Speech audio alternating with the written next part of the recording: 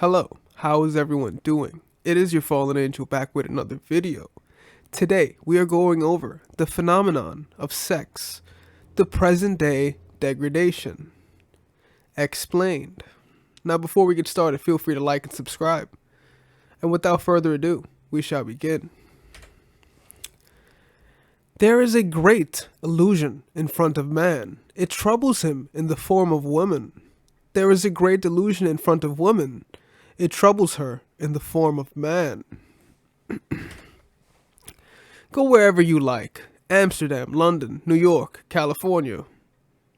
Analyze this world of phenomenal experience. You will only find two things: sex and ego. The sex instinct is the greatest urge in human life. Sex energy, or lust, is the most deep-rooted instinct in man. Sex energy entirely fills the mind, intellect, prana, senses, and the whole body. It is the oldest of the factors that have gone into the constitution of the human being. A man has 1,001 desires, but the central strong desire is the sexual desire.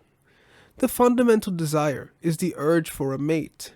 All hang on this central, basic desire. The desire for money, the desire for a son, the desire for property, the desire for houses, the desire for cattle, and other desires come later on. So guys, we must understand how potent this sexual energy is. It is not something that's simplistic. It is within every being. Now, some people it may seem more tamed, and some people it may seem untamed.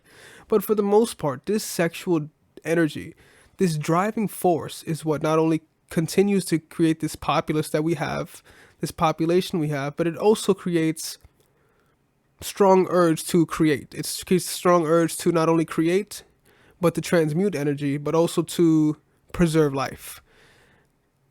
It holds a very, very strong, important factor in this cosmos. That's why the practice of brahmacharya is the hardest of all practices. Because the whole creation of this universe is to be kept up, God has made the sexual desire very, very powerful. Otherwise, many Jivan Muktas would have cropped up quite easily, just as graduates from universities. It is easy to get university qualifications. It demands a little money, a little memory, a little intelligence, and just a quite bit of strain. But it is an uphill climb to obliterate the sexual impulse. He who has completely eradicated lust and is established in mental brahmacharya is Brahman, or God himself. So guys, when we think of everything outside of sex, it is because it ends up being a byproduct of sex. Whether this be people buying fancy cars for the ego, whether this be people getting educated for 6 to 8 years to get a job that pays quite well, not only to preserve their family, but to have a good family life and for these sexual impulses and for a good mate. Everything trickles down to sex. You are here today because, well, two people had sex. And this amalgamation between man and woman is a very strong practice.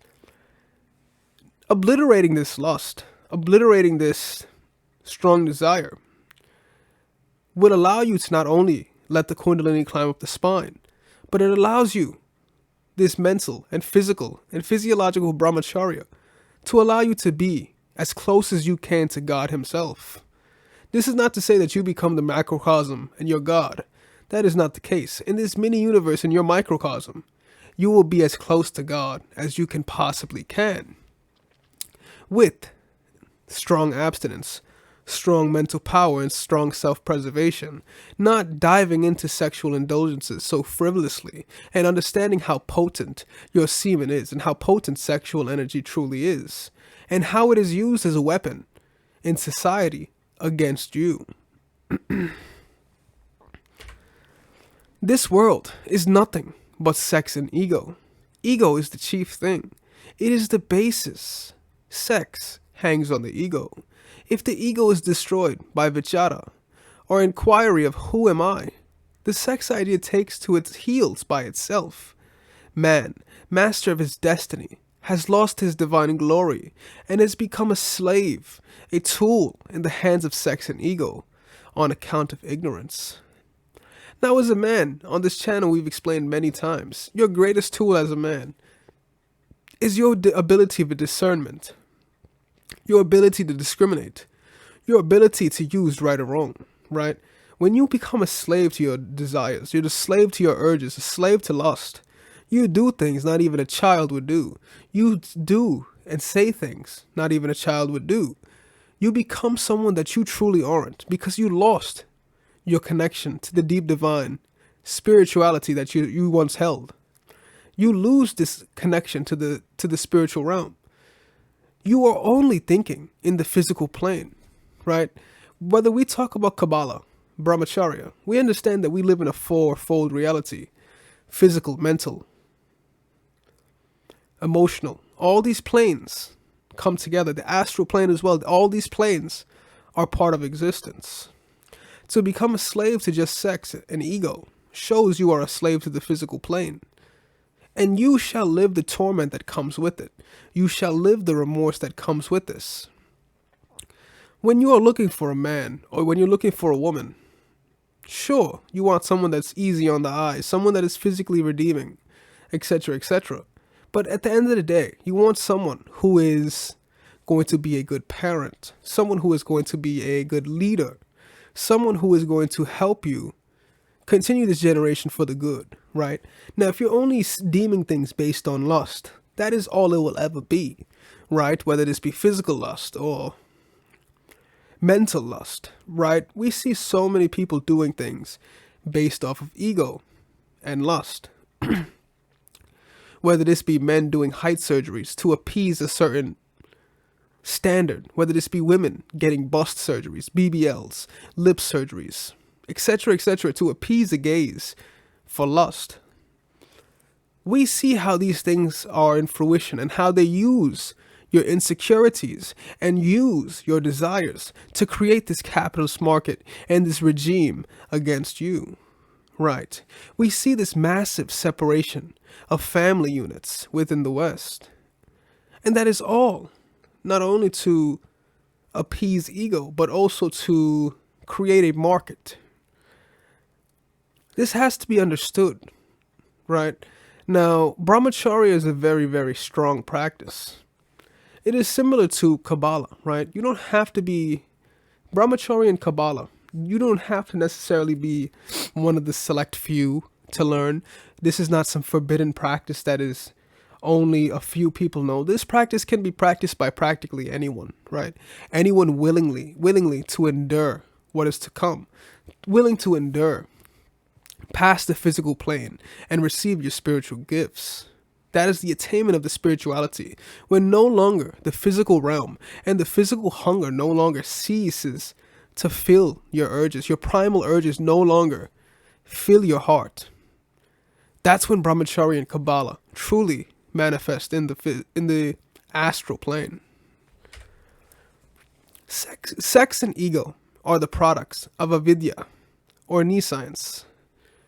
The dawn of knowledge and the self annihilates these two enemies of Atman, the two dacoits, who are plundering the helpless, ignorant, little false jiva, the illusory I.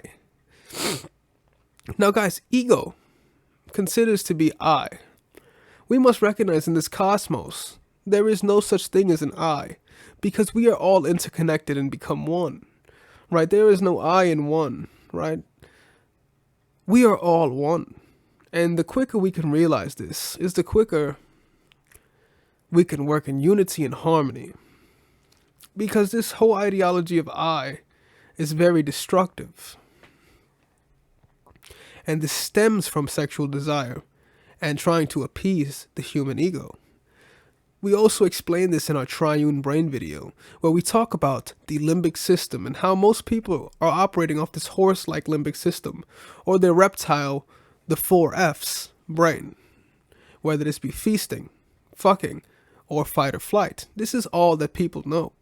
This is all they truly desire. And they have no real urge to seek past the physical plane.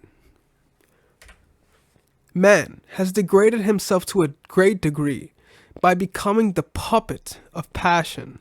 Alas, he has become an imitative machine.